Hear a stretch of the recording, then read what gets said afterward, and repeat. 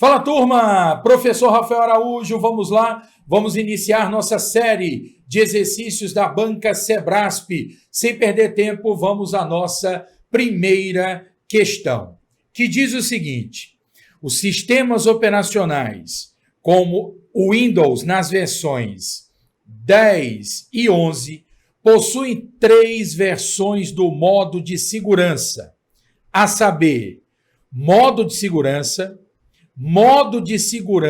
com rede e modo de segurança com prompt de comando. E aí, você marca certo ou errado? Observe que essa questão 2023, Banca Sebrasp, data prévia. A Banca Sebrasp está dizendo que o Windows possui, seja no 10 ou no 11, 3 versões do modo de segurança. Mas aí vem uma pergunta: mas o que é modo de segurança?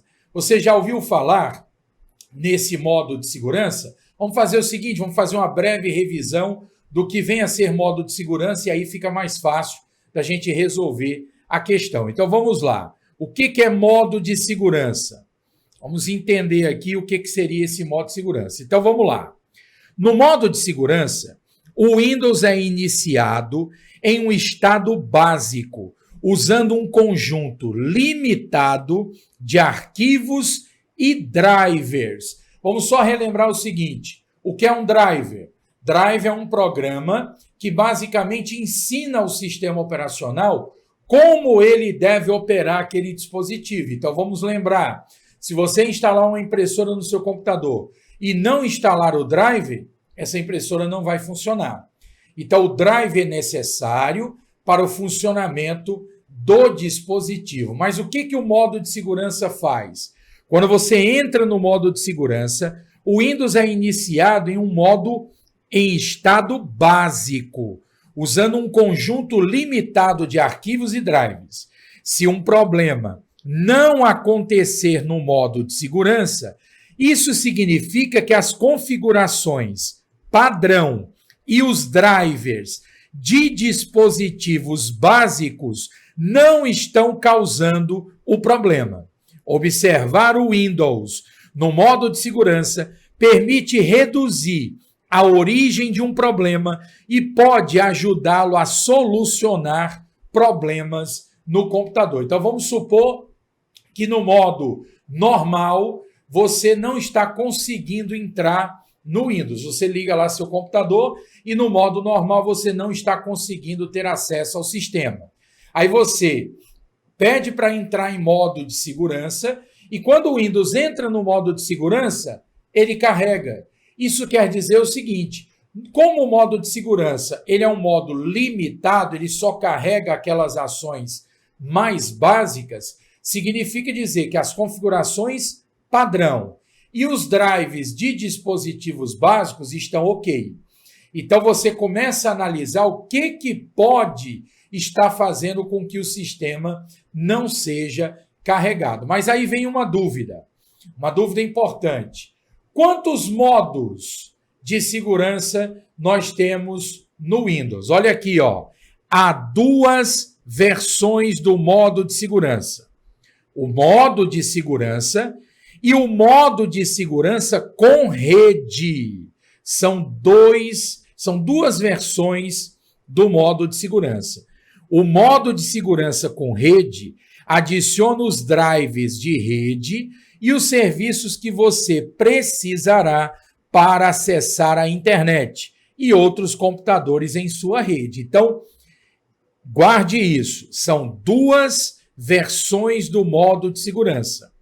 O tradicional, e no modo de segurança tradicional você não consegue acessar a rede, porque no modo de segurança tradicional você não tem, nesse caso, acesso à rede porque ele não carrega os drivers de rede.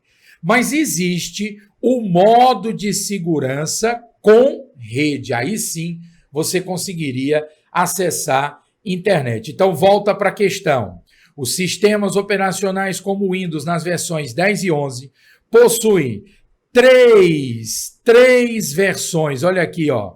3 versões do modo de segurança, ou seja, o gabarito oficial dessa questão, o item está errado. Vamos lá, vamos avançar. Próxima questão. No Windows 10, a ferramenta que exibe uma lista contendo os componentes de hardware conectados ao computador, os quais estão agrupados em categorias, recebe o nome de. E aí, qual a resposta aí da nossa próxima questão? O que você marcaria na sua prova? O nome dessa ferramenta é gerenciador de dispositivos. Olha aqui a imagem, ó. Quando você entra no gerenciador de dispositivos, e você pode fazer isso através do menu iniciar, você vai lá, iniciar, e digita lá, gerenciador de dispositivos. Ele vai apresentar uma lista dos dispositivos que estão instalados no seu computador. Detalhe, você observa aqui que eles são agrupados em categorias. Por exemplo, ó, adaptadores de rede, adaptadores de vídeo. Por exemplo, nesse computador aqui, ó, o meu adaptador de vídeo é uma placa de vídeo dedicada da NVIDIA GeForce GTX 1660 Super.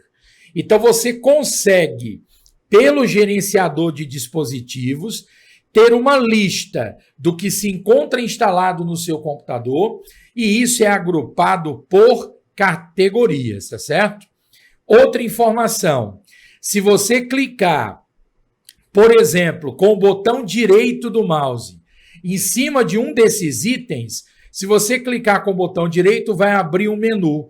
Entre outras possibilidades, você tem a opção de atualizar o driver, você tem a opção de desativar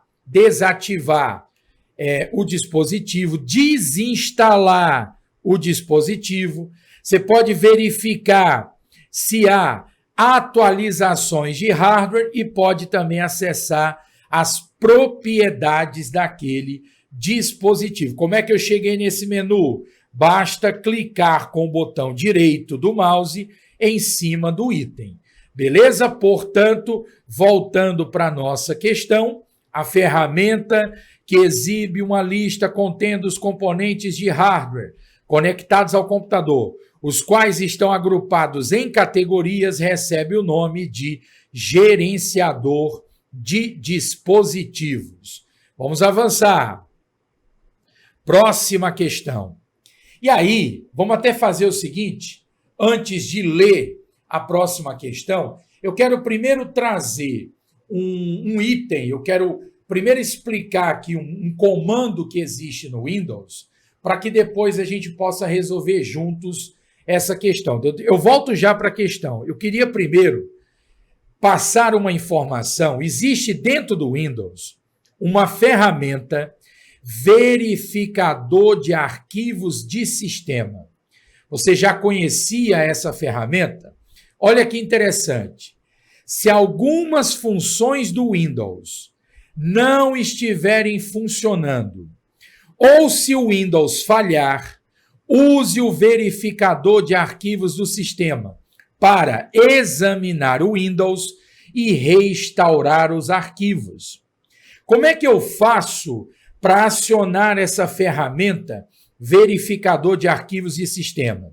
Você entra no prompt de comando do Windows e, estando no prompt de comando, você vai digitar um comando e pressionar Enter. Aí vem a pergunta, que comando eu vou utilizar? Esse aqui, ó, sfc/scannow. Esse comando, sfc/scannow, irá verificar naquele momento todos os arquivos protegidos do sistema. Detalhe, substituindo os arquivos corrompidos por uma cópia em cache que está localizada em uma pasta compactada do sistema operacional Windows. Olha que interessante. existe uma pasta dentro do Windows, onde lá ficará armazenado uma cópia em cache dos arquivos protegidos do sistema. Então, caso algum arquivo desse venha a ser corrompido, esse verificador de arquivos de sistema, ele irá substituir os arquivos corrompidos por essa cópia que está armazenada em uma pasta do próprio sistema operacional. Então, repito, para entrar nessa ferramenta de verificador de arquivos do sistema, você entra no Windows dentro do prompt de comando e, estando dentro do prompt de comando, você usa o comando sfc/scan now. Vamos voltar para a questão. O que a banca Sebrasp andou cobrando aqui nessa questão? Olha o que diz. No Windows 10, o comando sfc/scan now verifica a integridade dos arquivos protegidos do sistema operacional e substituirá versões incorretas, corrompidas, modificadas ou danificadas pelas versões corretas sempre que possível. Certo ou errado? Perfeito, o item está correto. Por que ele diz sempre que possível? Ora, tem que ter uma cópia desses arquivos naquela pasta do Windows. O normal é que essa cópia exista dentro dessa pasta, porque o próprio sistema se encarrega de fazer isso. Mas pode acontecer um erro e não ter lá esse arquivo disponível. Por isso que a banca Sebrasp preferiu terminar a questão dizendo que os arquivos corrompidos serão substituídos, né, por versões corretas sempre que possível. Foi até uma forma que a banca também encontrou de não abrir margem para recurso. Gabarito oficial, o item está correto. Próxima questão. No Windows 10, uma prova aí, ó, PC Alagoas, Delegado de Polícia, 2023. No Windows 10, caso haja necessidade de sincronizar tema e senha associados à conta do usuário, é possível escolher a opção Sincronizar configurações nas configurações de conta do aplicativo Configurações, a qual, uma vez ativada, permite a sincronização dessas definições em todos os dispositivos do Windows 10 em que o usuário iniciar a sessão com a sua conta Microsoft. E aí? Você marca o item certo ou errado? Primeiro vamos entender o seguinte. Talvez você tenha aí o seu notebook e tenha, por exemplo, o seu computador desktop. Embora você esteja usando dispositivos diferentes, você pode e deve usar a mesma conta. Ora, você é um usuário. O fato de, ora, você está usando o notebook, ora está usando o computador desktop, o fato de você estar usando dois dispositivos diferentes não significa dizer que você não possa ter a mesma conta. Não só pode, como deve, já que você vai operar os dois dispositivos. Então, você cria uma conta da Microsoft e a mesma conta que você usa no notebook, você vai usar no computador de mesa. A questão é, quando você fizer determinadas configurações em um dispositivo, talvez você queira sincronizar isso com o outro dispositivo. E, para isso, o Windows precisa ser configurado.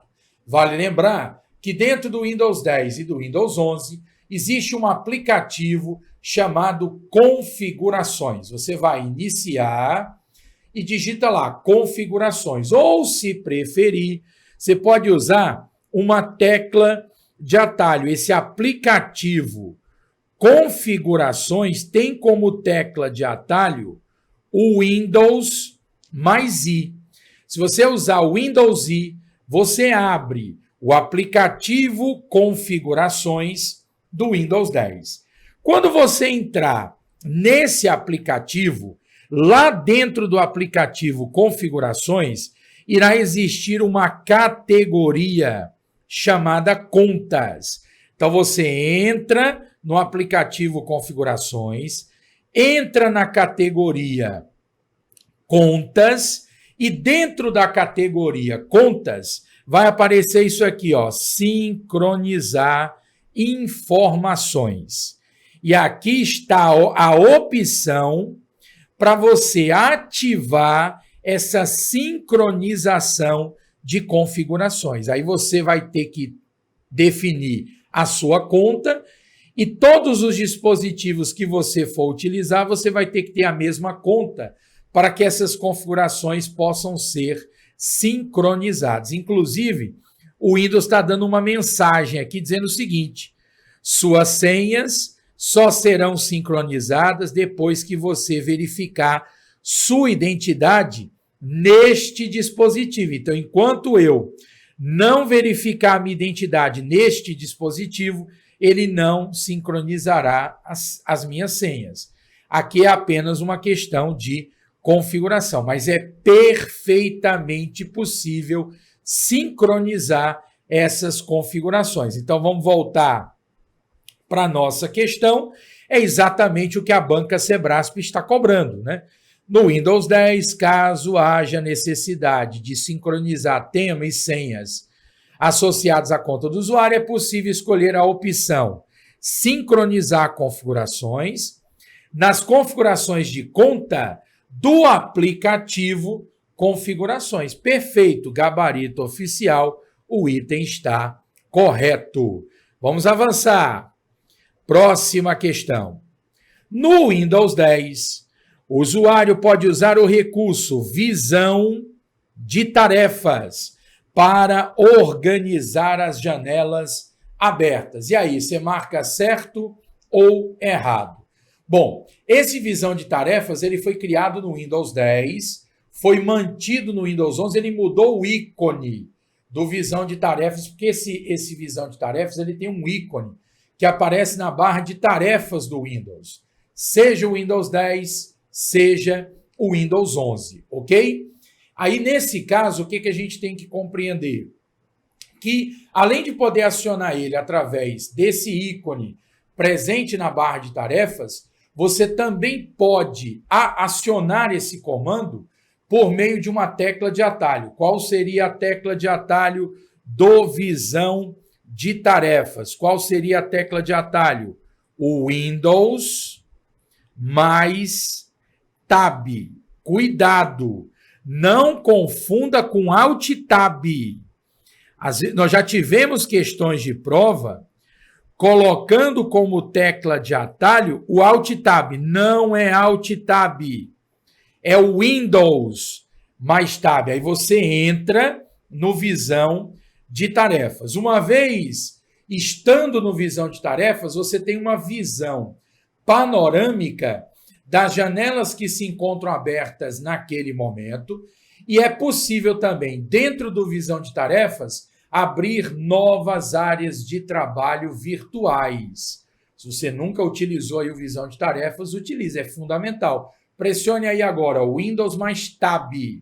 Usou o Windows Tab, você entra no visão de tarefas, você terá uma visão panorâmica das janelas que estão abertas naquele momento, poderá abrir novas áreas de trabalho e assim você pode organizar as janelas. Por exemplo, eu posso ter uma janela que está aberta na área de trabalho 1, eu posso fazer arrastando com o mouse para que essa janela seja levada para a área de trabalho 2, por exemplo. E é exatamente o que a banca Sebrasp está dizendo nessa questão. No Windows 10, o usuário pode usar o recurso visão de tarefas para organizar as janelas abertas, gabarito oficial, o item está correto. Beleza? Tranquilo? Vamos lá, vamos seguindo, vamos para a nossa próxima questão, que diz: caso o usuário de um computador com Windows 10 deseje realizar backup em nuvem da pasta documentos que possui várias subpastas, cada uma com vários arquivos. É possível fazê-lo por meio do OneDrive, situação em que os arquivos ficarão protegidos e disponíveis ao usuário em outros dispositivos. E aí, você marca certo ou errado? Bom, vamos pensar. O OneDrive é o serviço de armazenamento de dados na nuvem da Microsoft. Por sinal, ele já é nativo do Windows 10 e do Windows 11. Você tendo essas versões instaladas no seu computador, você já tem o OneDrive. Basta você ter um e-mail aí da Microsoft para você ter a sua conta e ter um espaço liberado na nuvem. Esse espaço na nuvem pode armazenar cópias de segurança, ele pode ser usado para armazenar o backup perfeitamente. Inclusive, quando você entra nas configurações do aplicativo OneDrive que está instalado no seu computador, se você entrar nas configurações, olha o que ele diz, fazer backup de pastas importantes do PC para o OneDrive. Aí você pode escolher quais pastas do seu computador você quer que ele faça backup, armazenando essas cópias de segurança na nuvem. E aí você consegue, através dessas configurações do OneDrive, você consegue gerenciar seu backup, você vai conseguir selecionar as pastas que você quer que ele faça o backup. Nesse meu caso aqui, eu tenho um espaço de armazenamento na nuvem de 1 terabyte. E nesse momento eu estou usando 139,4 gigabytes nesta nuvem. Ou seja, eu tenho 13% do meu espaço ocupado, né? Já que a minha conta é uma conta que libera 1 terabyte de espaço na nuvem. Então, se a gente voltar para a nossa questão, caso o usuário de um computador com Windows 10 deseje realizar backup em nuvem da pasta Documentos, que possui várias subpastas, cada uma com vários arquivos, é possível fazê-lo por meio do OneDrive, situação em que os arquivos ficarão protegidos e disponíveis ao usuário em outros dispositivos. Perfeito, gabarito oficial correto. Se o arquivo está na nuvem de qualquer outro computador, acessando a sua conta, você poderá ter acesso a esses arquivos. Logo, gabarito oficial, o item está correto. Vamos avançar. Próxima questão. O visualizador de eventos é uma ferramenta nativa do Windows 10, que permite ao usuário da máquina acessar dados dos logs de aplicativo, de segurança e do sistema, com o objetivo de investigar e identificar possíveis problemas de software e ou de hardware. Vamos por etapas. Primeiro, antes de mostrar esse visualizador de eventos, você sabe me responder o que é um arquivo de log? Vamos fazer o seguinte, o que são arquivos de log? Arquivos de log são arquivos gerados por software que contém informações sobre as operações, as atividades e os padrões de uso de uma aplicação, servidor ou sistema. Olha que informação interessante.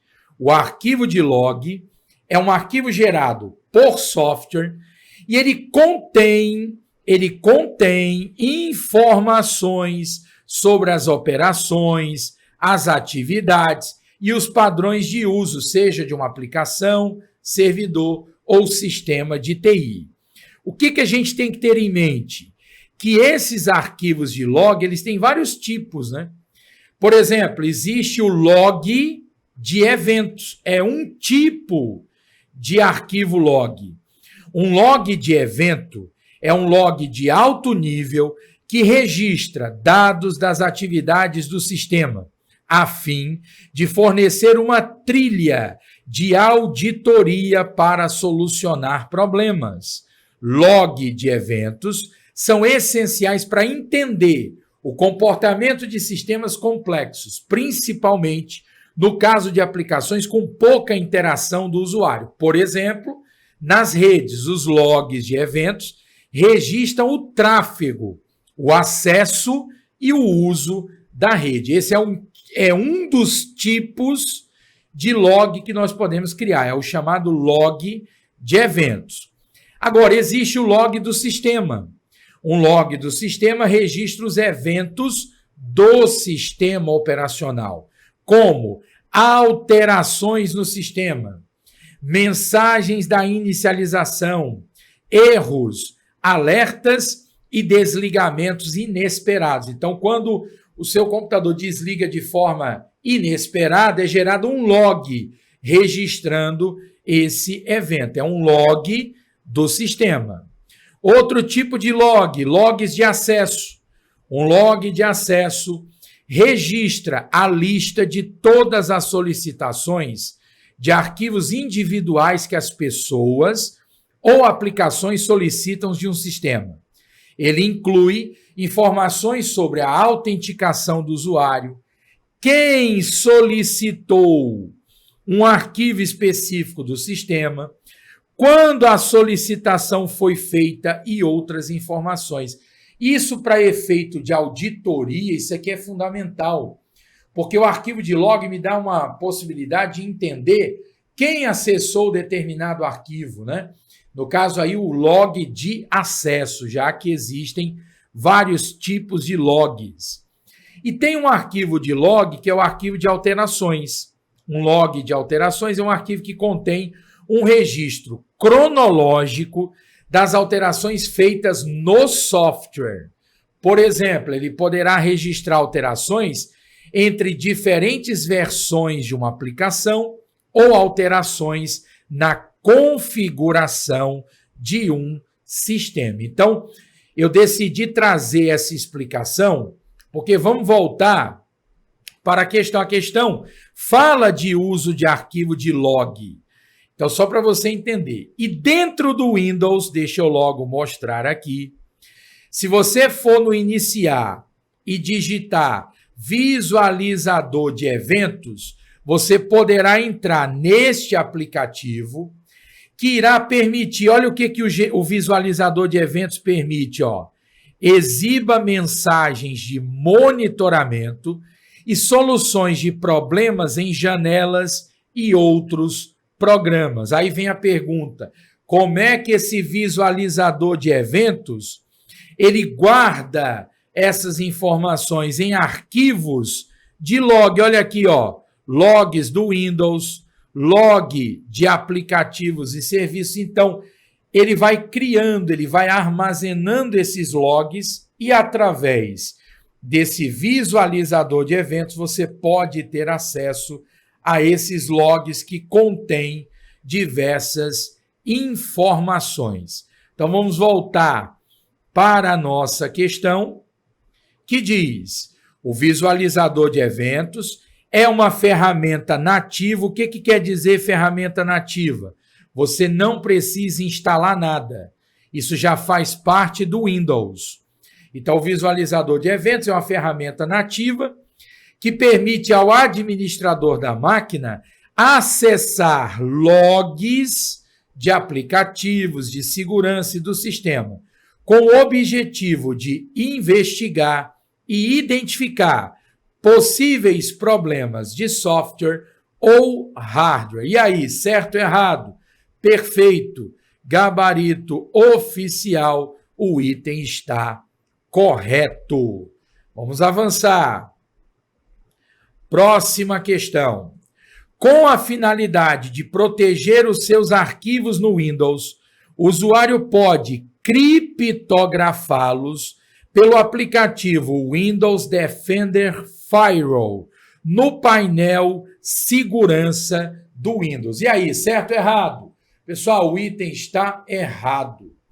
Não que o Windows Defender Firewall não seja um mecanismo de segurança. Ele é, mas não para criptografar os arquivos. O firewall é um mecanismo de segurança que irá proteger seu computador de acessos não autorizados. Se alguém que está usando a internet tentar invadir seu computador, cabe ao firewall criar uma proteção para impedir que isso aconteça. Por sinal, o firewall ele já é nativo do Windows e ele funciona baseado em regras. Olha aqui, ó, o Windows Defender Firewall. Aí você pode ativar ou desativar. O que a Microsoft diz? O Windows Defender Firewall ajuda a impedir que hackers ou softwares mal intencionados obtenham acesso ao PC através da internet ou de uma rede. O funcionamento do firewall, se você clicar aqui, ó, em configurações avançadas, entrando nas configurações avançadas, você vai poder definir as chamadas regras de entrada e regras de saída. Você pode configurar regras de entrada e regras de saída. Então, o gabarito oficial para essa questão, o item está o quê? O item está errado. Por um motivo muito simples. Ele dá a entender que através do Windows Defender Firewall, o usuário poderá criptografar os arquivos no Windows. A ideia do Firewall não é criptografar os arquivos. Portanto, gabarito errado. Próximo. Nas configurações de privacidade do sistema operacional Windows 10, uma câmera instalada no computador, é possível determinar especificamente que programas ou aplicativos instalados no sistema estarão autorizados a usar a câmera. Pessoal, isso é muito importante. Sabe por quê? Porque a partir do momento que o aplicativo ele tem acesso à câmera do seu computador, você concorda que a sua privacidade ela pode ser afetada? Porque você pode ter um software mal intencionado que está simplesmente obtendo acesso às suas imagens, acessando a câmera do seu dispositivo. Então, você tem, dentro do Windows, a possibilidade de configurar quais aplicativos você autoriza ter acesso à câmera do seu dispositivo. Como é que você faz isso? Basta você ir iniciar configurações. Você vai entrar no aplicativo configurações do Windows 10 ou do Windows 11. Dentro desse aplicativo configurações vai ter uma categoria chamada privacidade. Vamos acessar aqui, ó. Você vai em configurações. Dentro de configurações, você vai entrar na categoria privacidade e aqui dentro você poderá ativar ou não, ó, permitir que os aplicativos acessem a sua câmera. Aí você pode deixar ativado. Mais do que isso, além de ativar, você vai poder, ó, você pode escolher quais aplicativos podem acessar a sua câmera usando as configurações dessa página. Aqui vai aparecer uma lista de aplicativos, aí você vai decidir se você ativa ou não, ou seja, se você autoriza ou não aquele aplicativo a ter acesso à câmera do seu dispositivo. Tranquilo? Portanto, volta para a questão. Nas configurações de privacidade do Windows 10, para uma câmera instalada no computador, é possível determinar especificamente que programas ou aplicativos instalados estarão autorizados a usar a câmera. Perfeito, gabarito oficial, o item está correto. E para encerrar esse bloco, para descobrir o tipo de uma pasta, o explorador de arquivos no Windows 10, é suficiente clicar com o botão direito do mouse sobre a pasta desejada e selecionar a opção Propriedades. Olha aqui, de novo, ó, para descobrir o tipo de uma pasta, utilizando o explorador de arquivos do Windows 10, é suficiente clicar com o botão direito do mouse sobre a pasta desejada e selecionar a opção Propriedades. É muito comum quando o candidato se depara com uma questão dessa, sabe qual é uma dúvida que ele tem logo quando ele lê a questão? Quando o Sebrasp diz, para descobrir o tipo de uma pasta. Aí o candidato, na hora da prova, fica perguntando, como assim? Pasta tem tipo? Tem.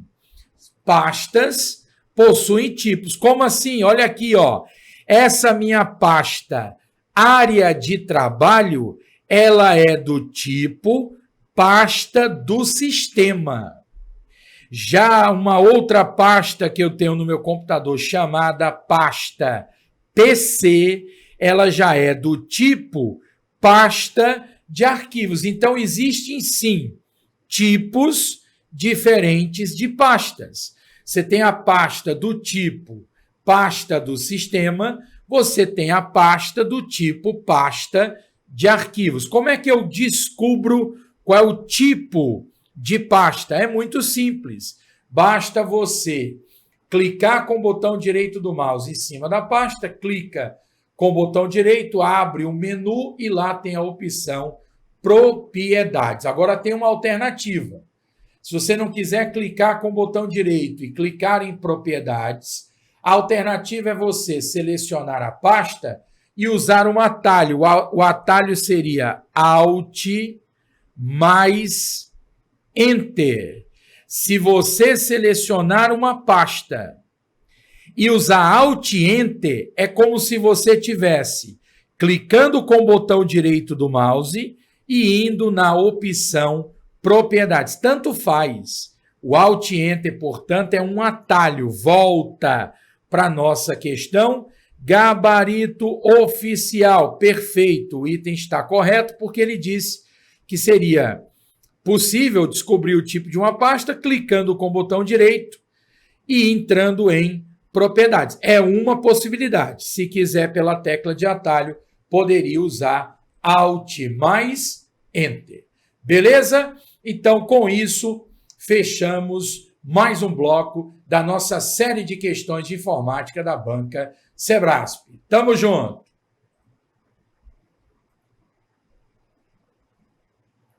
Fala, turma! Professor Rafael Araújo, vamos lá? Estamos na nossa série de exercícios da banca Sebrasp. Sem perder tempo, vamos à nossa primeira questão. O que diz essa questão? Dataprev 2023, banca Sebrasp. Nos sistemas baseados no Linux, o arquivo /dev/sdb1 identifica a primeira partição do segundo disco rígido SATA ou SCSI instalado. No primeiro momento, uma questão bem complicada, concorda?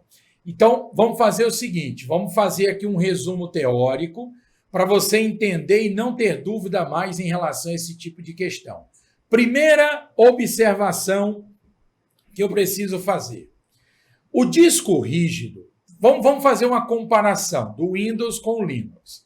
Lá no Windows, você está acostumado a utilizar unidades como C2 pontos, D2 pontos, E2 pontos. Essas unidades C, D, E, no Linux, não existe.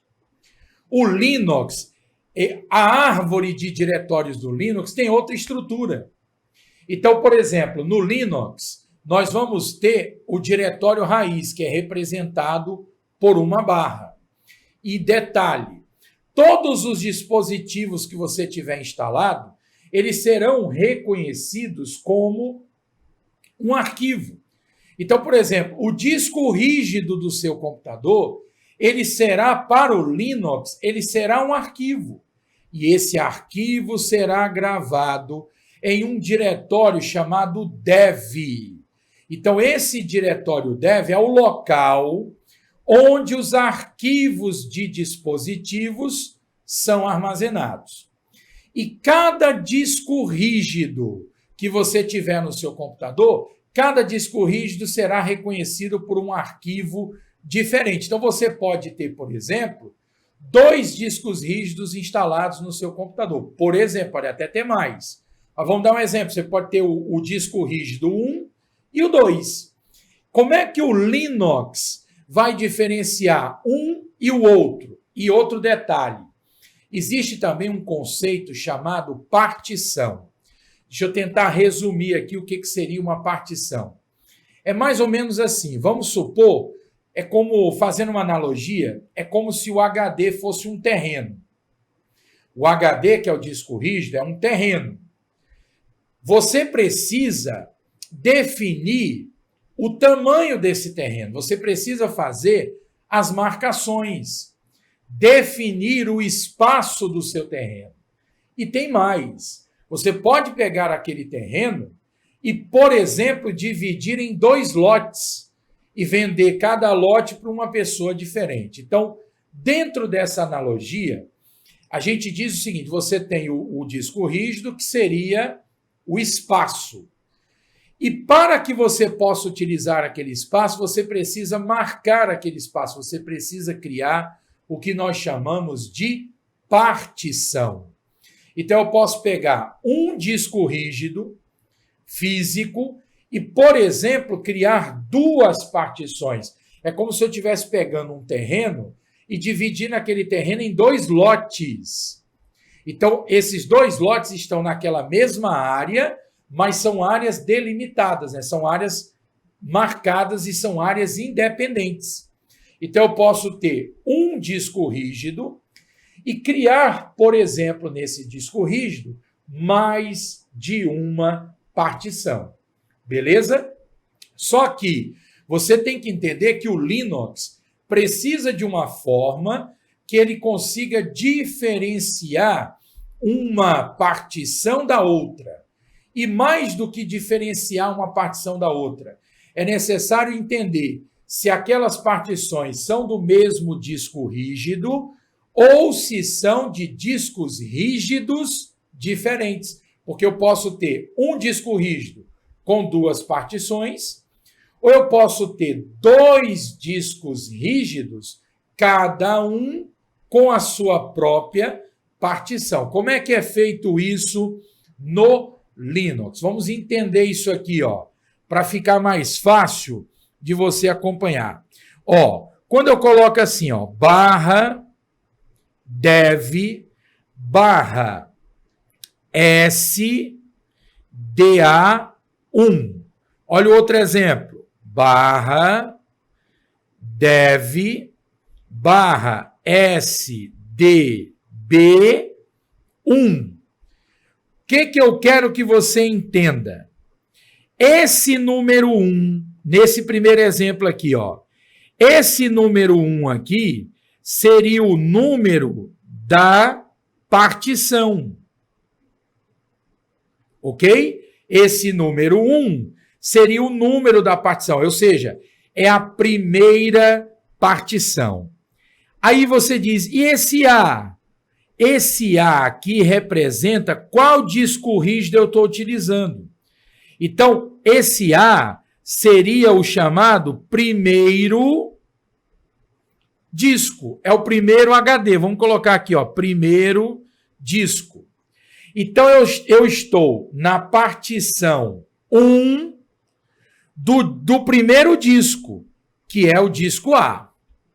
Já no exemplo de baixo, esse número 1 é o número da partição, ou seja, também é a partição 1, só que esse B aqui, ó, já representa o segundo disco. Ok? Aqui já seria o segundo disco. Então, /dev /sda1 e /dev /sdb1 significa o seguinte: os dois aqui representam a primeira partição.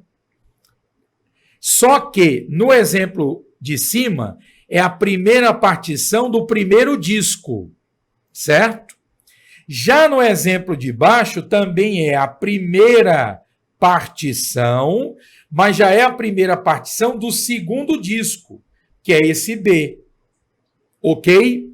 Outra coisa, o HD, ele é conectado ao seu computador através de interfaces de conexão. Existe uma conexão SATA e, antigamente, até usada em servidores de rede, existia uma conexão chamada SCSI.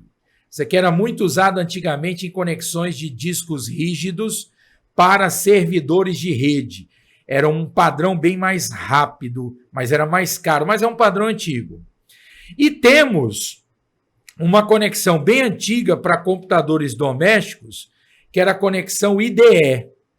Então, por exemplo, hoje, quando você compra um HD atualmente, você vai comprar um HD conexão SATA.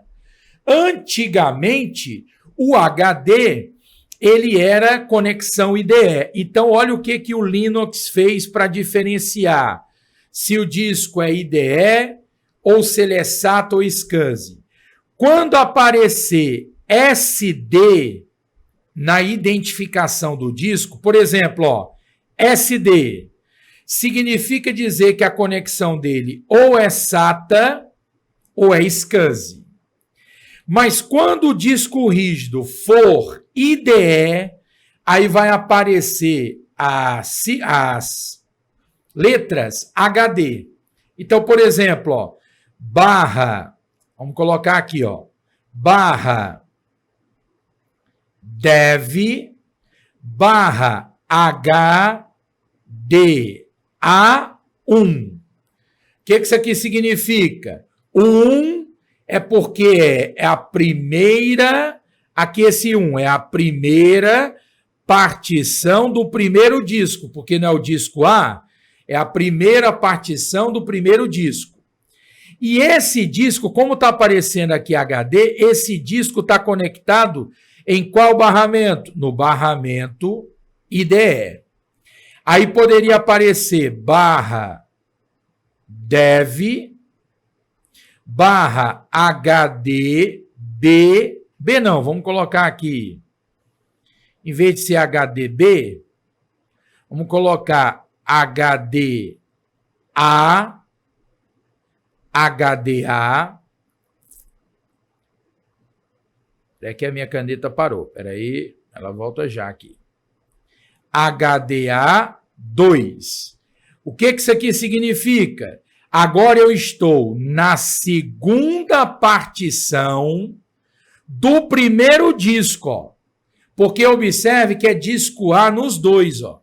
Só que no primeiro é a primeira partição do disco A, já no outro aí é a segunda partição do disco A. E nestes dois casos, esse HD está conectado no barramento IDE. O barramento dele é IDE.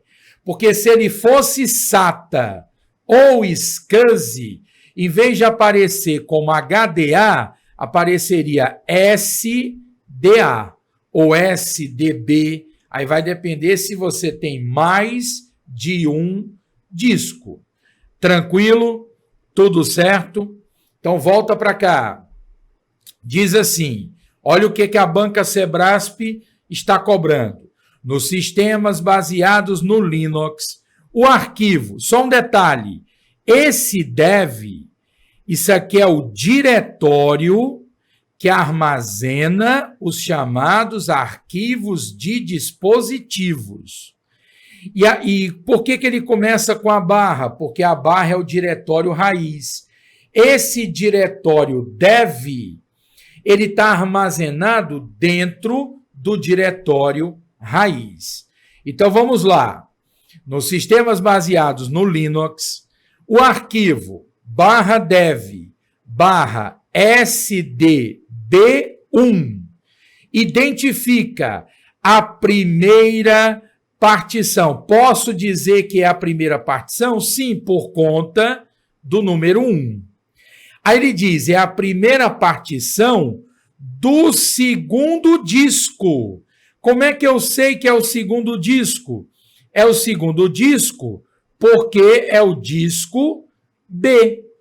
É o disco B. Tranquilo?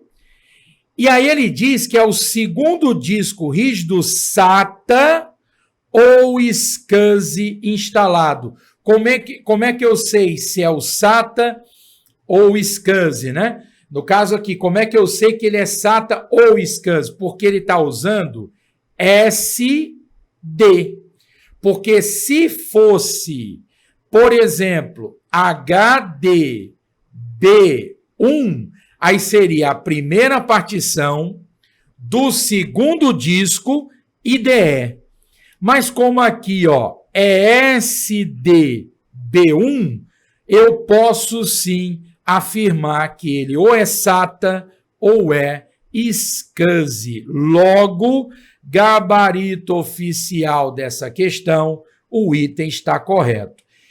Identifica a primeira partição do segundo disco rígido SATA ou SCSI. Como é que seria o primeiro disco rígido SATA? É se fosse barra dev, barra, se fosse SDA1, aí seria a primeira partição do primeiro disco rígido SATA. Se fosse SDA1, como a banca Sebrasp usou SDB1, é a primeira partição do segundo disco SATA ou SCSI. Gabarito oficial, o item está... Opa, volta aqui. O item está correto. Beleza? Então vamos avançar. Próxima questão. A próxima questão, ela vai envolver um conceito relacionado ao sistema operacional Linux e ela vai exigir um conceito do que chamamos de sistema de arquivos. Aí vem a pergunta, você lembra o que é um sistema de arquivos? Você sabe o que é um sistema de arquivos? Então vamos fazer o seguinte, antes de resolver a questão, vamos fazer um resumo rápido do que vem a ser o que nós chamamos de sistema de arquivos. Então, olha só, um sistema de arquivos é uma estrutura usada por um sistema operacional para organizar e gerenciar arquivos em um dispositivo de armazenamento, como um disco rígido, unidade de estado sólido ou pendrive. Ele define como os dados são armazenados, acessados e organizados no dispositivo de armazenamento. Olha que informação importante. Entenda que para você gravar um arquivo no disco rígido, para você gravar um arquivo no pendrive, você precisa de uma estrutura que possibilite armazenar, acessar e organizar os dados dentro do dispositivo. Essa estrutura nós chamamos de sistema de arquivos. E atenção, diferentes sistemas de arquivos têm características variáveis e frequentemente são específicos para determinados sistemas operacionais. Como assim? Como essa questão? Ela é uma questão. Como ela é uma questão de Linux, o que nós vamos fazer? Por ela ser uma questão de Linux, nós vamos fazer o seguinte. Qual seria hoje o sistema de arquivos padrão do Linux? Esse é específico do Linux. Existe um sistema de arquivos chamado EST4. Esse EST4, ele é um sistema de arquivos específico do Linux. É um sistema amplamente utilizado no sistema operacional Linux e é o sistema de arquivos padrão para muitas distribuições Linux. Entenda, existia sistemas de arquivos anteriores. Por exemplo, esse EST4, ele veio para substituir o EST3. Hoje, grande parte das distribuições Linux utilizam o EST4. Ele foi introduzido pela primeira vez lá em 2003. E esse sistema de arquivos EST4, ele tem algumas vantagens. E uma das vantagens que ele possui é o fato dele suportar o que nós chamamos de joining. O que seria esse joining? Esse joining, ele acompanha as alterações antes de serem comprometidas com o disco. Como assim?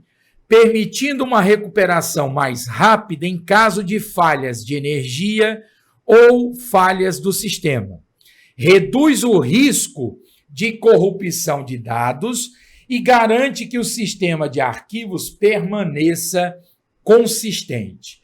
Vamos só entender o que esse recurso joining ele oferece. Há muitos anos atrás, os sistemas de arquivos bem antigos, eles não tinham suporte a esse recurso joining. Aí funcionava mais ou menos assim. Vamos supor que você estava aqui usando o sistema operacional, por exemplo, o Linux, mas vamos considerar sistemas de arquivos bem antigos. Aí você estava aqui usando o Linux, realizando uma operação. Aí, do nada, faltou energia. Então, você estava com o sistema carregado, você estava operando no sistema, aí faltou energia. Sabe o que acontecia antigamente? Quando voltava energia e você ligava o computador de novo, quando o sistema ele era carregado, era necessário passar uma ferramenta para verificar todo o sistema de arquivos do seu sistema. Sabe por quê? Porque ele poderia ter sido corrompido. Na hora que o sistema foi finalizado de forma incorreta, você estava usando o computador, faltou energia, ou seja, de maneira inesperada, o sistema foi finalizado. E esse é o problema. Nos sistemas de arquivos antigos, não havia registro do que estava sendo usado naquele momento. Então, na hora que você desligava de forma inadequada o sistema, como ele não sabia o que estava sendo utilizado, quando você ligava o computador de novo, ele tinha que fazer uma verificação em todo o sistema de arquivos, em busca de arquivos corrompidos. Mas olha só, você tem que verificar o sistema de arquivos inteiro. Se o disco for um disco de alta capacidade de armazenamento, isso demorava muito para ser executado. Se você me perguntar, hoje, os sistemas atuais funcionam assim? Não. Como é que seria hoje em dia? Você está usando o Linux, por exemplo, com um sistema de arquivos chamado EST4. Esse sistema de arquivos EST4, ele tem suporte ao joining. O que é esse joining? É uma espécie de diário. Ele vai gravar tudo que está sendo executado naquele momento. Então, ele vai criar um log registrando tudo que está acontecendo naquele momento. Se acontecer do sistema ser finalizado de forma inesperada, quando você ligar o sistema de novo, ele não precisa mais verificar todo o sistema de arquivos, porque ele consulta o joining e lá vai estar registrado o que estava em uso quando o sistema foi finalizado de forma inesperada, de forma inadequada, vamos dizer assim. Então, em vez de verificar todo o sistema de arquivos para saber o que tinha sido ou o que poderia ter sido corrompido, os sistemas de arquivos mais novos fazem uso de um recurso chamado joining, que vai registrando o que você está usando naquele momento. Caso o sistema seja finalizado de forma inadequada, quando você liga o computador de novo, ele consulta o joining e sabe exatamente o que estava em uso. E é exatamente isso que a banca Sebrasp está cobrando nessa questão. Vamos ler o que a Banca Sebrasp cobrou aqui nessa prova da DataPrev 2023. Olha aí, ó. Os sistemas de arquivos Joylin mantêm uma cópia como se fosse um diário do que o sistema de arquivos vai fazer antes que ele o faça, para que, caso o sistema falhe antes de executar o trabalho planejado, ao ser reiniciado, o sistema possa procurar no diário para verificar o que seria executado no momento da falha e concluir o trabalho. E aí, certo ou errado? Perfeito. Agora, todos os sistemas de arquivos oferecem Joylin? Não, só os sistemas de arquivos mais recentes. Exemplo de um sistema de arquivos do Linux que oferece Joylin, o EST4. Quer um exemplo de sistema de arquivos do Windows que também oferece isso? O NTFS. Lá no Windows, nós temos o NTFS. E o NTFS também tem suporte a Joylin. E no caso específico do Linux, o sistema de arquivos padrão atualmente no Linux é o EST4. E ele tem suporte ao recurso Joylin. Gabarito oficial da questão, o item está correto. Vamos avançar. Próxima questão. Tanto o Windows 10 quanto o Linux Red Hat possuem diversas interfaces gráficas. Entretanto, diferentemente do Windows, no Linux é possível escolher entre ambientes de desktop, como, por exemplo, entre o GNOME e o KDE. Isso é muito interessante. O Linux, ele possui diversos ambientes gráficos. E você pode escolher qual ambiente gráfico você acha melhor. Porque é muito comum perguntar qual é o melhor ambiente gráfico do Linux. Não existe o melhor. Existe aquele que você gosta mais.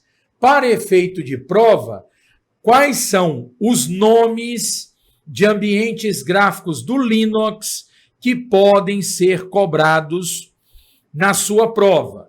Olha aqui, ó, nomes como KDE, GNOME, XFCE, LXQT, Unity, Cinnamon. Tudo isso aqui são exemplos de ambientes gráficos do Linux. No caso do Windows, pessoal, existe aquele ambiente gráfico padrão. Você, quando está no Windows 10, você tem um ambiente gráfico padrão do Windows 10. Quando você muda para o 11, você tem um ambiente gráfico padrão para o Windows 11. Você gostando ou não, você segue o ambiente gráfico definido pela Microsoft. Mas o Linux, ele é um sistema operacional livre.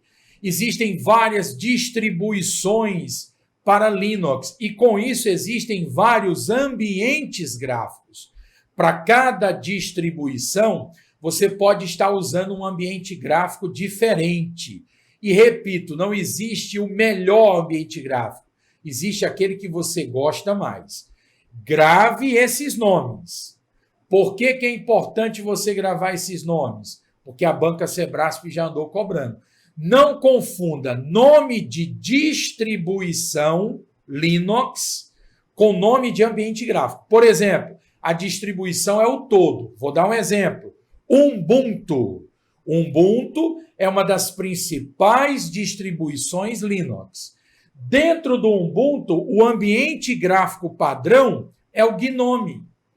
Antigamente, o Ubuntu usava o Unity, mas hoje o ambiente gráfico padrão do GNOME, do Ubuntu, o ambiente gráfico padrão é o GNOME. Então, grave esses nomes.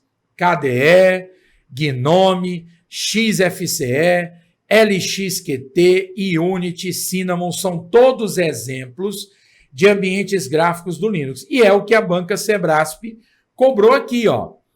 No Linux, é possível escolher entre ambientes gráficos, ambientes de desktop, como, por exemplo, o GNOME e o KDE. Perfeito. Citou aqui o nome dos dois ambientes gráficos mais conhecidos, o GNOME e o KDE. Mas eu já deixei para você aí uma lista de outros nomes que a banca Sebrasp pode cobrar nas próximas provas.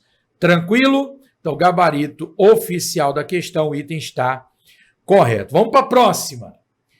A GNU-GPL estabelece que é permitido redistribuir cópias de um programa de maneira gratuita, de modo que isso venha a auxiliar outras pessoas. GPL quer dizer Licença Pública Geral. Exemplo de um software que utiliza essa licença pública geral, o Linux. O Linux utiliza licença GPL. Aí você me pergunta, o que essa licença determina? Para que um software seja considerado livre, ele tem que respeitar algumas liberdades. Mais precisamente, são 4 liberdades. Por exemplo, a liberdade de executar o programa como você desejar, ou seja, você é livre para usar o programa. Você tem o direito de usar o programa para qualquer propósito. Então, quando você pega um software que a licença dele é GPL, é uma licença pública geral, ele é definido como software livre. E para isso ele tem que respeitar 4 liberdades fundamentais. A primeira liberdade é executar o programa para qualquer propósito. Liberdade 1, você tem o direito de estudar o programa e adaptá-lo às suas necessidades. E aí existe um pré-requisito. Você tem que ter acesso ao código-fonte do programa. Sem acesso ao código-fonte, você não consegue adaptar o programa. Então, é um direito que você tem. Liberdade 2, você tem o direito à liberdade de redistribuir cópias. Mas atenção, tem gente que acha o seguinte, para ser livre, tem que redistribuir cópias gratuitamente. Não necessariamente. Então quer dizer que se eu quiser pegar uma cópia de um software livre e vender essa cópia, quer dizer que eu posso vender? Pode. Você tem o direito de distribuir essas cópias livremente. Você distribui do jeito que você quiser, inclusive cobrando pelas essas cópias. Você não pode tirar dos usuários essas liberdades fundamentais. Então, vender a cópia não tem problema. Agora, impedir que o usuário tenha acesso ao código-fonte, impedir que ele possa utilizar o software para qualquer propósito, aí isso já não é permitido. Então, vamos acabar com essa ideia de que para ser considerado livre, necessariamente tem que ser gratuito. Não. Eu diria que é uma filosofia. Software livre é uma filosofia. Normalmente, quem desenvolve software livre, normalmente esses softwares são gratuitos, mas não necessariamente. Então, eu posso vender uma cópia se eu não tirar as outras liberdades. Eu só estou simplesmente cobrando pela cópia. Da mesma forma que eu posso cobrar por uma cópia, pode ser que outra pessoa distribua essa cópia gratuitamente. Nós somos livres para redistribuir cópias da maneira que você desejar. Ficou claro? E temos a última liberdade, a liberdade 3, que é a liberdade de distribuir cópias de suas versões modificadas. Você pode modificar para você, ou você pode alterar um programa livre e distribuir essas cópias modificadas para quem você quiser. Tranquilo? Volta na questão. Cuidado com a interpretação. Olha o que a banca Sebrasp diz. A GNU-GPL estabelece que é permitido redistribuir cópias de um programa de maneira gratuita, de modo que isso venha a auxiliar outras pessoas. É permitido distribuir cópias de um programa de maneira gratuita? Isso é permitido ou não? É lógico que é permitido. Cuidado para você não achar que ele está dizendo que precisa ser gratuito. Ele não disse isso. Cuidado com a interpretação. Se a questão afirmasse que obrigatoriamente ele teria que ser distribuído de maneira gratuita, tornaria o item errado. O que ele está dizendo é que é permitido redistribuir cópias de maneira gratuita. Sim. Da mesma forma que é permitido distribuir de maneira gratuita, também seria permitido cobrar por essas cópias. E isso não deixaria de ser considerado software livre, desde que você não impeça que as pessoas tenham acesso às mesmas liberdades. Todas essas liberdades aqui, todas elas precisam ser mantidas, né? Todas elas precisam ser mantidas. Tranquilo? Então, neste caso aqui, ó, gabarito oficial dessa questão, deixa eu só voltar aqui para a gente poder voltar para a nossa questão. Deixa eu só voltar. Então, o gabarito oficial da nossa questão, gabarito está correto. Próxima questão. Diz assim: há uma diversidade grande de distribuições do sistema Linux, cada uma delas com uma estrutura de diretórios e kernel diferentes. Entenda. O que é kernel? Kernel é o núcleo do sistema operacional. Entenda, esse kernel, na verdade, é o Linux. E o que seria uma distribuição? Distribuição é quando você pega, por exemplo, um conjunto de programas e monta sobre um kernel que é Linux. Entenda que na sua prova podem aparecer vários nomes de distribuições, ó, Debian, CentOS, Ubuntu, Manjaro, Fedora, Slackware, tudo isso aqui são distribuições Linux. Mas atenção, todas elas têm um ponto em comum. Todas elas utilizam como núcleo do seu sistema operacional, quem é o núcleo? Kernel. Todas elas utilizam kernel Linux. Então, não importa se é Debian, Ubuntu, Manjaro, Fedora, embora sejam distribuições diferentes, todas elas utilizam o mesmo kernel, que neste caso é o kernel Linux. Então, a banca Sebrasp diz o seguinte, volta para a questão. Há uma grande diversidade de distribuições do sistema Linux. Eu posso dizer que está correto. Existem diversas distribuições. Cada uma delas com uma estrutura de diretórios. Não, a estrutura padrão de diretórios é a mesma. E aí ele ainda diz mais. Estrutura de diretórios e kernel diferente. Está errado. O kernel é o mesmo. O kernel é Linux. Então, o item está errado. Próxima questão. O shell e o kernel são duas partes essenciais do sistema operacional Linux. O primeiro serve para interpretar os comandos do usuário e o segundo para controlar os dispositivos do computador. Vamos lá.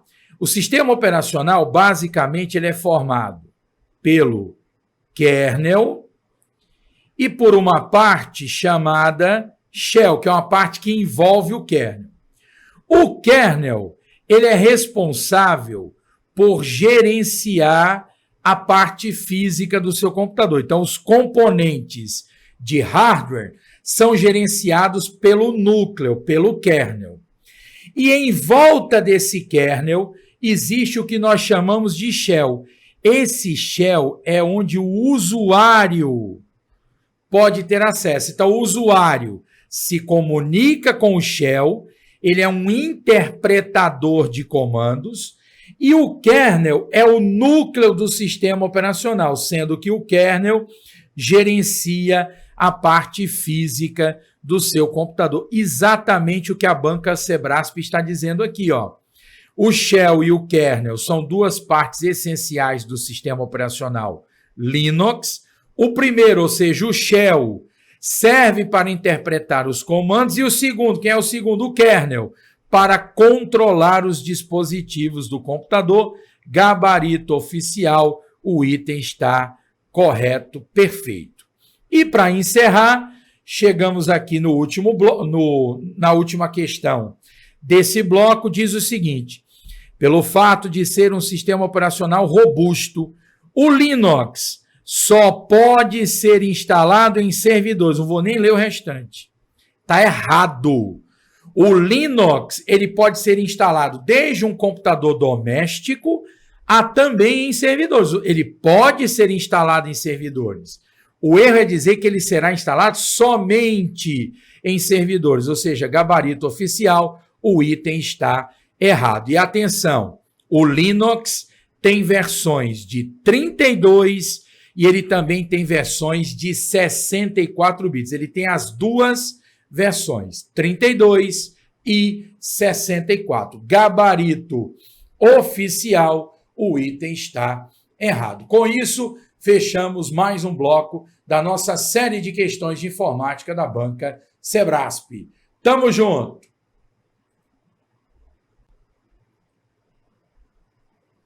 Fala, turma! Professor Rafael Araújo, vamos lá, estamos na nossa série de exercícios da banca Sebrasp. Sem perder tempo, vamos à nossa primeira questão, que diz o seguinte: se um arquivo do Linux tiver as permissões RW-R,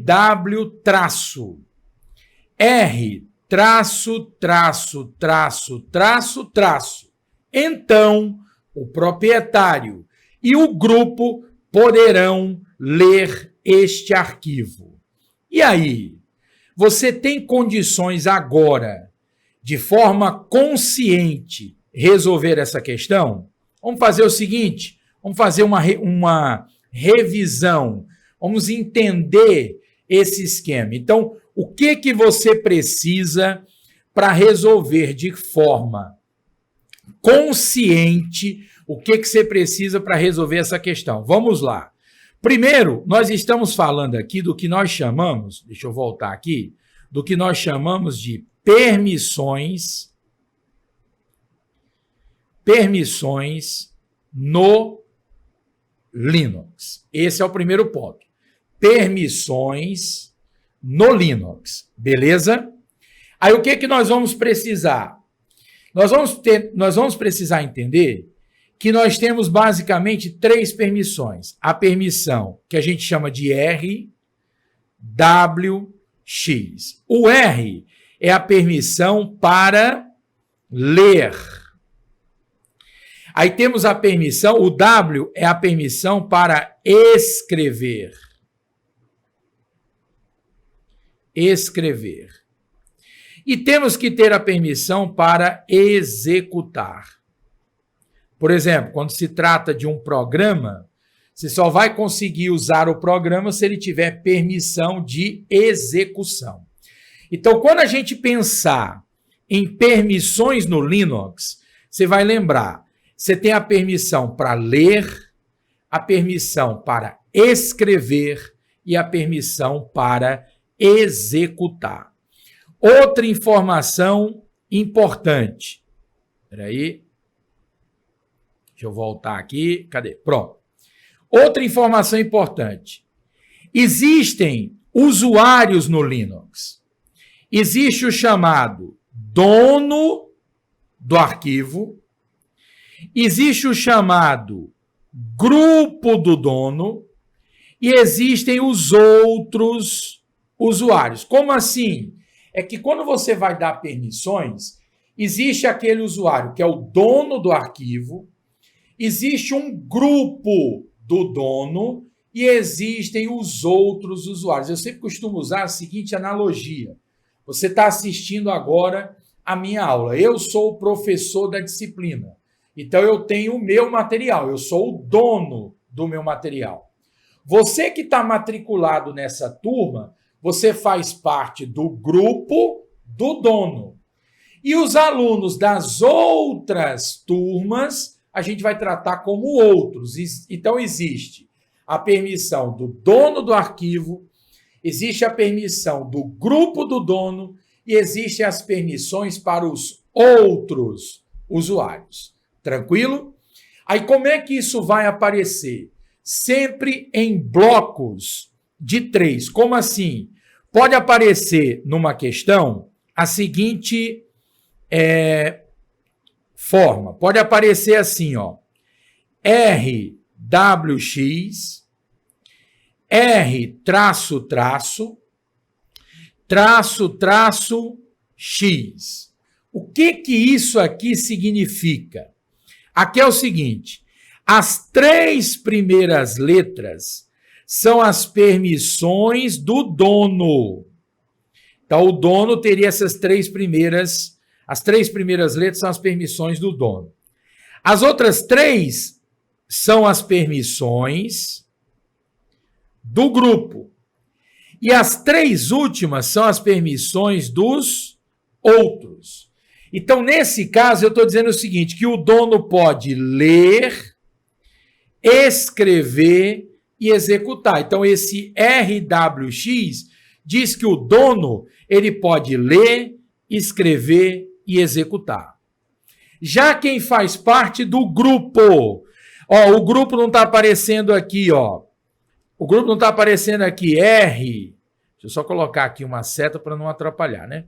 Aqui não é R traço, traço, o que está dizendo aqui? Que o grupo, quem faz parte do grupo pode ler, mas eles não podem escrever e nem podem executar. Então, o dono pode ler, escrever e executar. Quem faz parte do grupo só vai poder ler. E os outros? Neste caso, ó, traço, traço, X. O que isso significa? Que os outros não podem ler, eles não podem escrever, mas eles poderiam executar. É o traço, traço, X. Então, isso é o que nós chamamos de permissões no Linux. E aí a gente tem que aprender que existe um comando chamado chmod. chmod. Isso aqui é um comando que possibilita alterar permissões no Linux. E como é que se utiliza esse comando chmod? Através de numerações. Aprenda o seguinte. A permissão para ler, a gente atribui o número 4. Você vai já entender de onde é que vai surgir esse 4. Escrever é o número 2. E executar, nós vamos atribuir o número 1. Parece difícil, mas não é. Vamos lá, vamos fazer isso aqui ficar mais fácil. Então, pode aparecer na nossa prova os números 0, 1, 2, 3, 4, 5, 6 e 7. São os números que podem aparecer na nossa prova. Eu já sei que ler está associado ao número 4. Escrever, o número 2. E executar é o número 1. Guarde essa informação. Ler é 4, escrever é 2, executar é 1. Se na nossa prova aparecer 0, significa dizer assim, eu vou até colocar aqui, eu vou até construir aqui uma tabela, porque aí vai ficar mais fácil a gente entender isso aqui. Espera aí, vou colocar assim.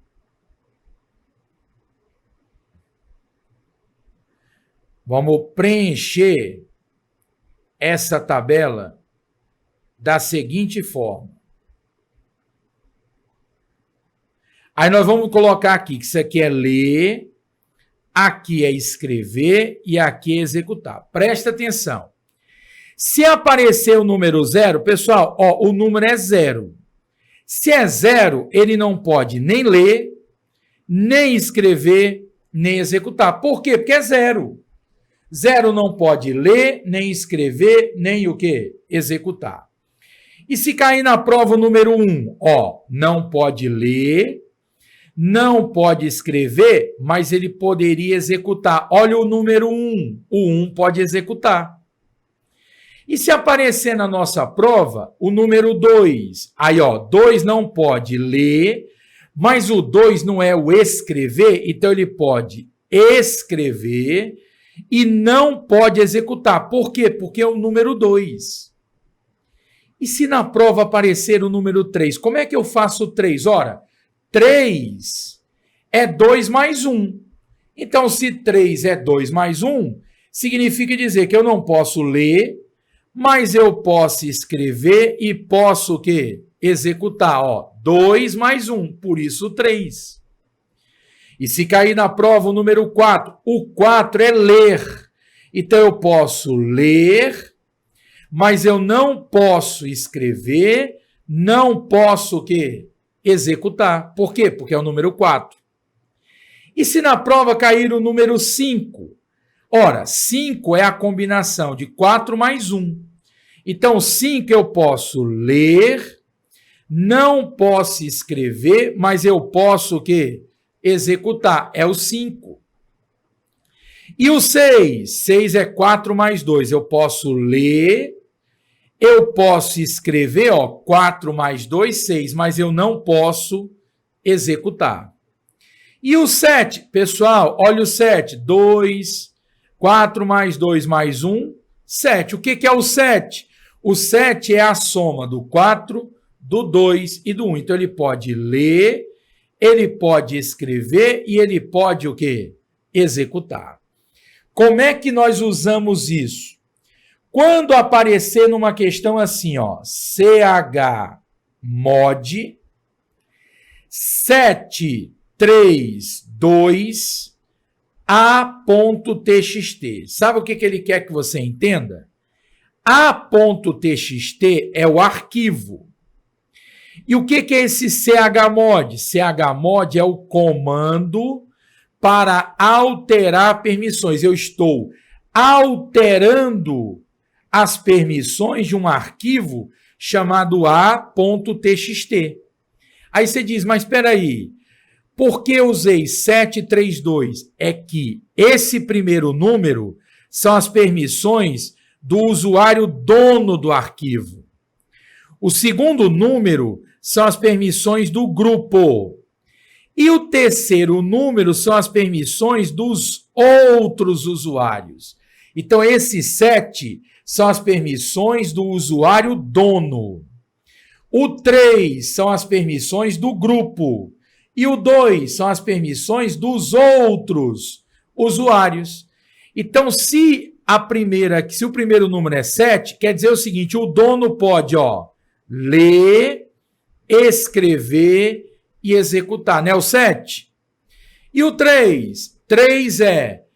3 seria 2 e 1, ou seja, o 3, que é o grupo, significa dizer o seguinte, ele não pode ler, aí vai aparecer um traço, ele não pode ler, mas ele pode escrever e pode o quê? Executar. E os outros, né? O 2 pode o quê? Pode escrever. Então, ele não pode ler, pode escrever e não pode executar. Então, se isso aqui aparecer na nossa prova, a gente tem que ser capaz de ler o que isso aqui significa. Os 3 primeiros são as permissões do usuário dono do arquivo. O segundo número são as permissões do grupo. E o terceiro número são as permissões dos outros usuários. Qual é o comando que nós usamos para alterar permissões? O comando chmod. Vamos à prática. Eu até capturei aqui umas imagens para que a gente pudesse chegar a essa conclusão.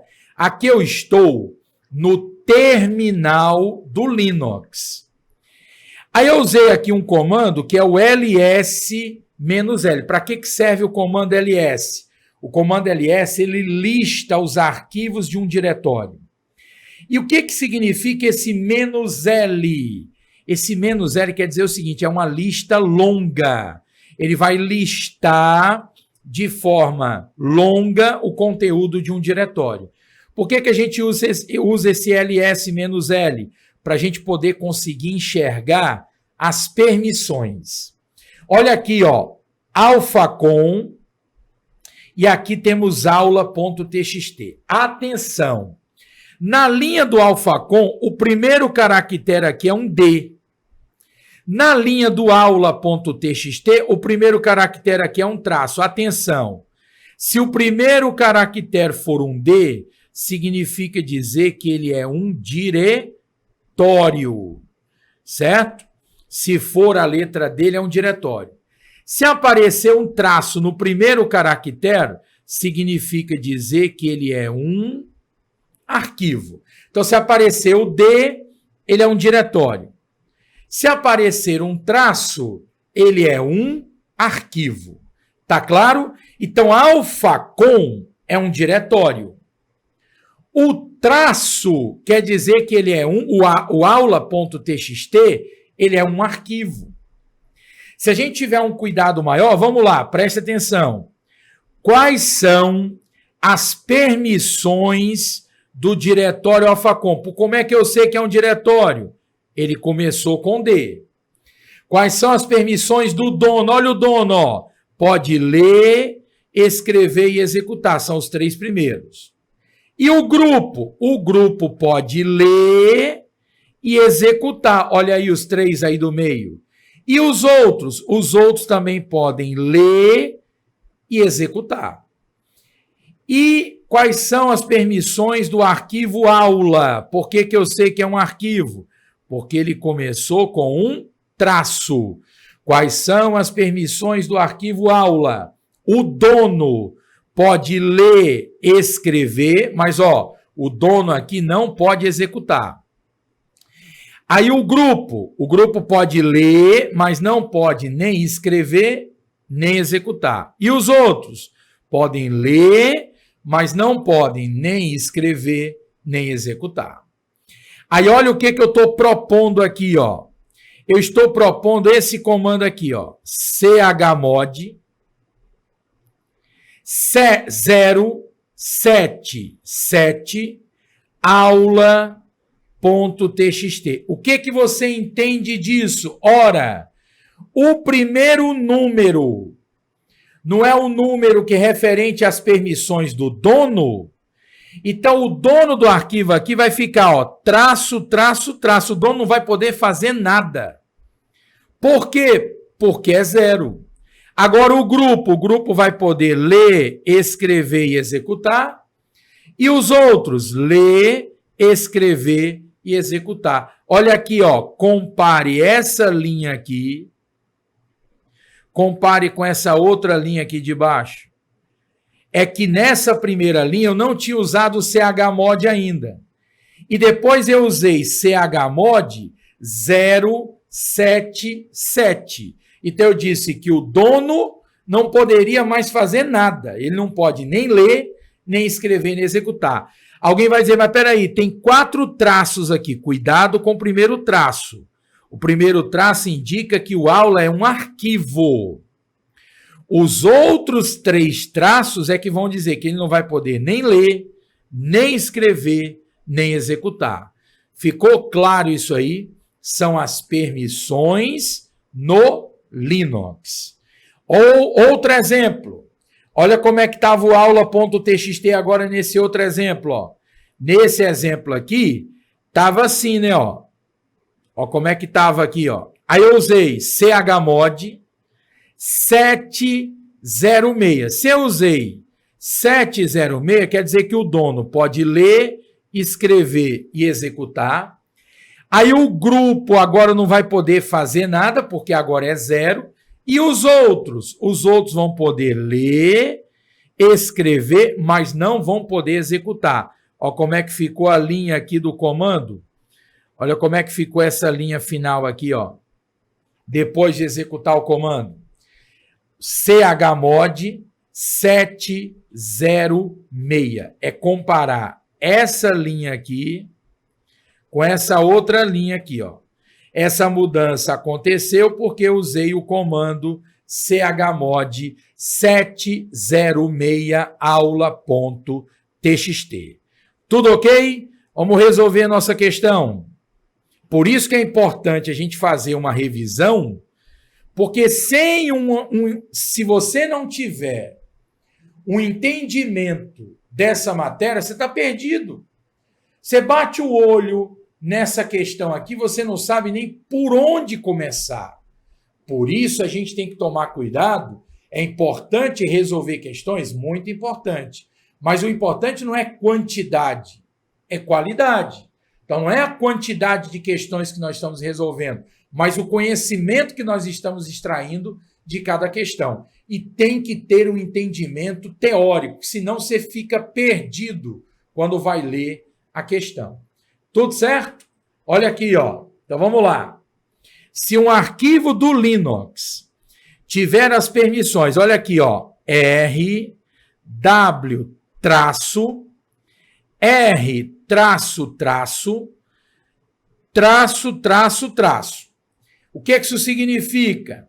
As 3 primeiras aqui são do dono, então eu posso dizer que o dono, ele vai poder ler, ó, pegar aqui, ó, deixa eu colocar aqui. O dono do arquivo, o dono pode ler, escrever, mas o dono não pode executar. E o grupo? Aí você pega os 3 do meio. O grupo vai poder ler, mas não vai poder escrever nem executar. E os outros? Nesse caso, os outros não vão poder nem ler, nem escrever, nem executar. Essas são as permissões que a banca Sebrasp usou nessa questão. Aí ele diz, então, o proprietário, que é o dono do arquivo, e o grupo poderão ler este arquivo. E aí? O proprietário e o grupo poderão ler este arquivo? Podem ler ou não? O grupo pode ler? Pode. O proprietário pode ler também. Cuidado que ele não está dizendo que é apenas. Se ele dissesse assim, o proprietário e o grupo poderão apenas ler este arquivo. Não, apenas não. Mas que o proprietário vai poder ler o arquivo? Pode. E o grupo pode ler? Também. Existem outras permissões, mas entre elas, o proprietário e o grupo poderão ler este arquivo. Gabarito, portanto, oficial dessa questão, gabarito oficial, o item está correto. Com essas permissões, o proprietário e o grupo poderão ler este arquivo. Beleza? Vamos avançar. Olha essa outra agora, ó. Para configurar as permissões de leitura, escrita e execução em um arquivo de nome Programa 1, de maneira que qualquer usuário ou grupo tenha essas permissões, deve ser usado o comando a seguir. Ora, se o comando chmod foi 700, o dono pode ler, escrever e executar.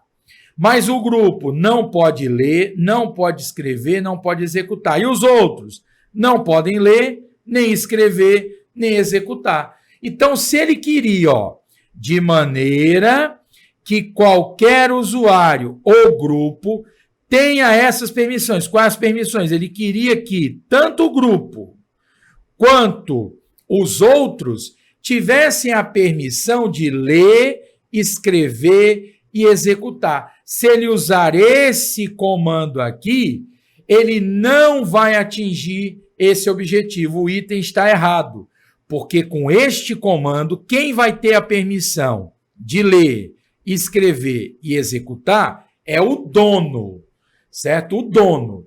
O grupo e os outros usuários, eles não vão poder nem ler, nem escrever, nem executar. Portanto, gabarito oficial, o item está errado. Vamos avançar. Na utilização do terminal de qualquer sistema operacional Linux, como o Ubuntu, o aparecimento do caractere cifrão no prompt de comando significa que o usuário que esteja conectado é o superusuário root. A gente tem que aprender que quando nós estamos no terminal, na verdade, quando estamos usando o Linux de uma forma geral, a gente pode estar como usuário root, que é aquele usuário que pode fazer qualquer tipo de operação no sistema, ou eu posso estar no sistema como um usuário comum. Eu posso estar como root ou como usuário comum. Neste caso, o caractere que aparece no prompt permite concluir se eu estou como root ou como usuário comum. Que caractere é esse? É simples. Quando no terminal estiver aparecendo cifrão, eu sou um usuário comum. Quando o caractere exibido for hashtag ou jogo da velha, significa dizer que eu estou como usuário root. Então, cifrão, usuário comum. Hashtag, que é no caso aí, jogo da velha, né? De forma popular, aí você estaria como usuário root. Tá claro para todo mundo isso aí? Então, nesse caso, voltando para cá, na utilização do terminal de qualquer sistema operacional Linux, como o Ubuntu, o aparecimento do caractere cifrão significa que o usuário que esteja conectado é o superusuário root. Errado. Para que ele fosse o usuário root, teria que estar aparecendo o jogo da velha, né? Então, não é o cifrão. Nesse caso, seria jogo da velha. Então, gabarito oficial, o item está errado. Próxima questão. Olha o que diz a próxima questão. No Linux, o comando mv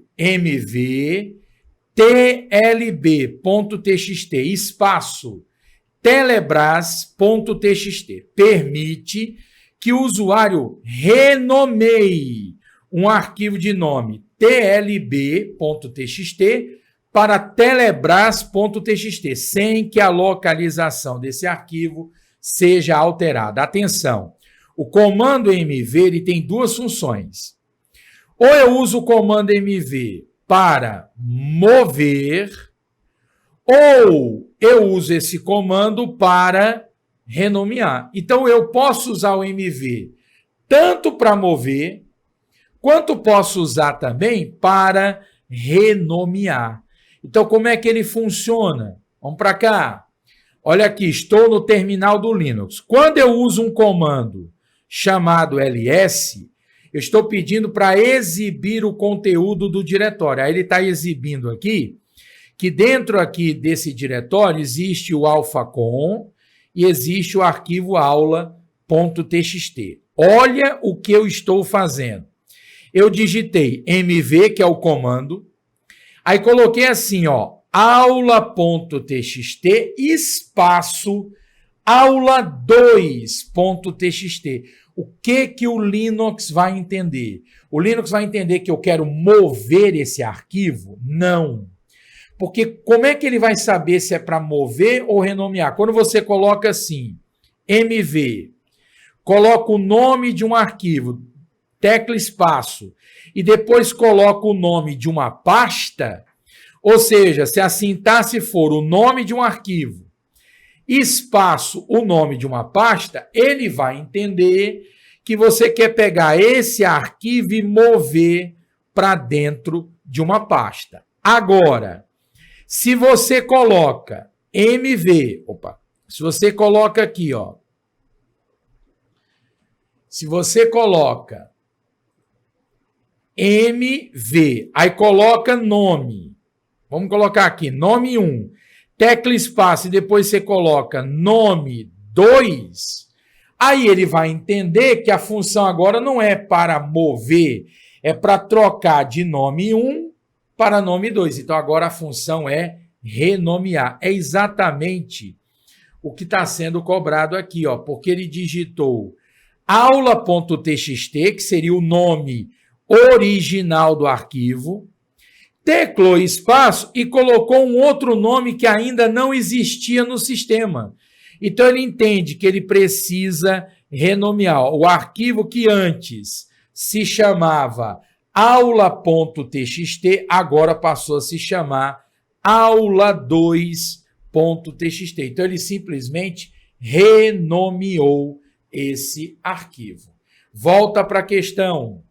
O arquivo, ele colocou aqui, ó, mv tlb.txt espaço telebras.txt. Permite que o usuário renomeie um arquivo de nome tlb.txt para telebras.txt, gabarito oficial. O item está correto, perfeito. Próxima questão. O comando ls-l permite listar arquivos e diretórios, até mesmo os ocultos. Atenção!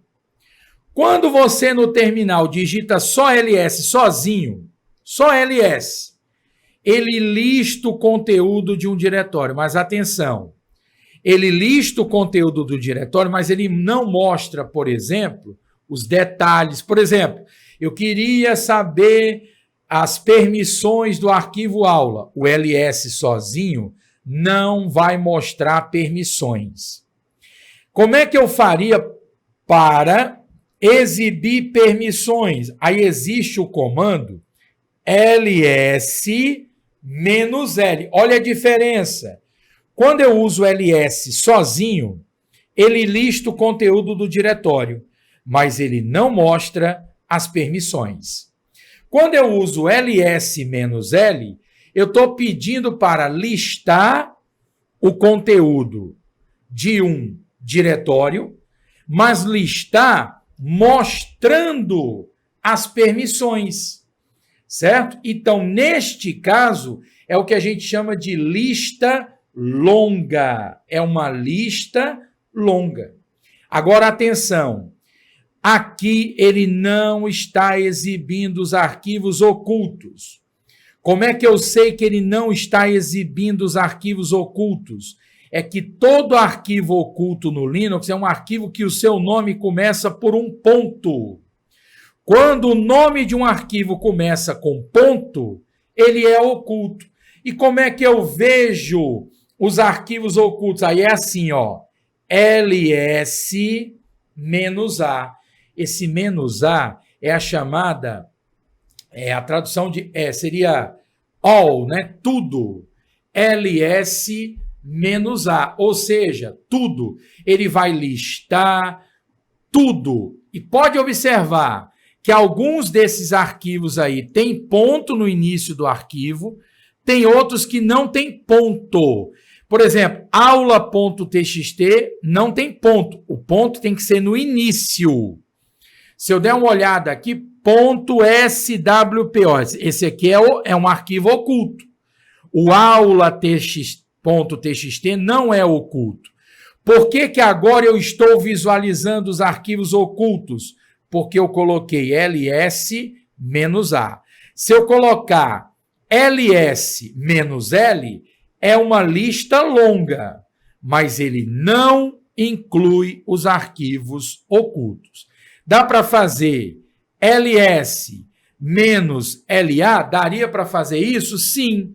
Aí se for LS menos LA, aí seria uma lista longa, incluindo também os arquivos ocultos. Volta para a questão. O comando ls menos L permite listar arquivos e diretório, até mesmo os ocultos. É esse trecho que torna o gabarito errado. Teria que ser ls menos A, para listar tudo, incluindo os arquivos ocultos. Tá claro isso? Bom, próxima questão. No Linux, o comando pwd é utilizado para realizar a troca de senha das contas de usuários do sistema. Ação que só pode ser realizada por um usuário que tenha privilégios no ambiente para executá-la. Atenção, para que serve o comando pwd? Vamos supor que você está no terminal do Linux, mas você não sabe, por exemplo, em qual diretório você está naquele momento. Quando você precisar saber em que diretório você está naquele momento, você vai usar um comando chamado pwd. Olha o que o pwd vai fazer. Quando eu digito pwd e teclo enter, ele lista, ele imprime o caminho do diretório atual. Então, quando eu quiser saber qual diretório eu estou utilizando naquele momento, eu uso um comando chamado pwd. Ah, não, mas eu queria alterar a senha. Senha é outro comando. Por exemplo, passwd Rafael. Eu estou pedindo para alterar a senha da conta Rafael. Então, não confunda o pwd com o passwd. Quem altera a senha é o passwd. O pwd simplesmente mostra o diretório atual. Na verdade, ele exibe o caminho do diretório atual. Se a gente voltar na nossa questão, uma questão da prova de escrivão de Polícia Federal de 2021, ele disse que o comando pwd era utilizado para realizar a troca de senha. Não, gabarito oficial, o item está errado. E para encerrar, chegamos aqui na nossa última questão que diz: quando se cria um diretório no ambiente Linux, são criados outros dois diretórios. O ponto, que faz referência ao diretório anterior, dentro da árvore de diretórios, e o ponto, que faz referência ao diretório atual. Presta atenção aqui para ficar mais fácil. Eu estou no terminal aqui, ó, e escrevi pwd. O que o pwd fez? Mostrou o caminho que eu estou explorando nesse momento. Eu estou em /home /Rafael, ou seja, estou no diretório Rafael, que está armazenado no diretório home, que por sua vez está no diretório raiz, lembrando que a barra indica o diretório raiz. Se eu escrever aqui, ó, para que serve o comando cd? O comando cd serve para trocar de diretório. Eu estou num diretório e quero mudar para outro diretório. Aí eu uso o comando cd. Na hora que eu digo cd espaço ponto, sabe o que eu estou dizendo? O ponto, ele faz uma referência ao diretório anterior. Então, quando eu escrevo cd ponto, é como se eu estivesse mandando voltar. Se eu estou em /home /Rafael, significa dizer que eu saio do diretório Rafael e volto para o diretório home. Aí, se eu usar de novo cd espaço ponto, aí eu saio do diretório home e volto para o diretório anterior, que neste caso seria o diretório raiz. Então, o ponto faz uma referência ao diretório anterior. Então, quando eu uso cd espaço ponto, eu estou pedindo para sair do diretório que eu estou agora, voltando para o diretório anterior, já que o ponto é uma referência ao diretório anterior. Eu falo ponto, porque se eu falar 2 pontos, você pode pensar naquele 2 pontos tradicional. Não é 2 pontos, é ponto. Beleza? Volta na questão. Ele diz que o ponto faz referência ao diretório anterior. Não é o ponto que faz referência ao diretório anterior. É o ponto. Na verdade, só para você entender, ele aqui trocou os conceitos. Quando a gente usa só ponto, esse pontinho aí indica o diretório atual. E o ponto faz uma referência ao diretório anterior. Gabarito oficial dessa questão, o item está errado. Com isso, fechamos mais um bloco da nossa série de questões de informática da banca Sebrasp. Tamo junto!